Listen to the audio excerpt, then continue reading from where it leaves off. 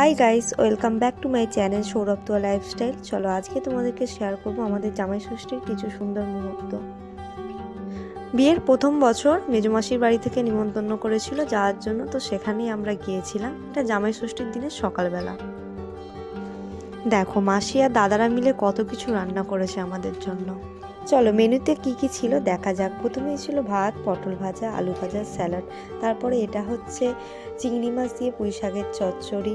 এটা হচ্ছে পটল চিংড়ি, সর্ষে পাবদা,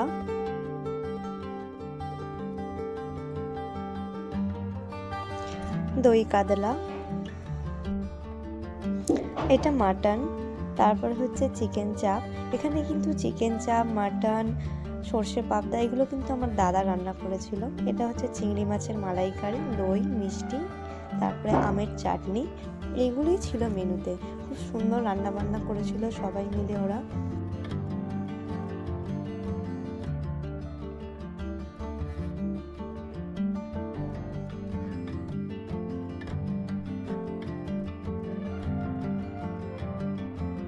এই যে আমার বড় মশাই বসে পড়েছে। চলো এবারে কিছু সুন্দর সুন্দর ফটো দেখে নাও।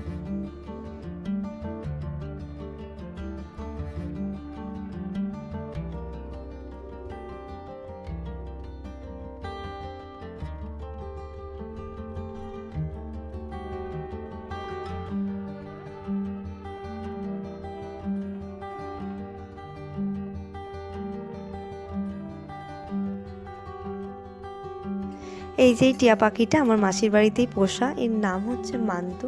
খুব ভালো এই পাখিটা। পরে কোনোদিন মাসির বাড়ি গেলে অবশ্যই তোমাদের সাথে শেয়ার করব। এটা হচ্ছে সেই দিনের বিকেলবেলার ফটো। সবাই মিলে একটু ঘুরতে বেরিয়েছিলাম।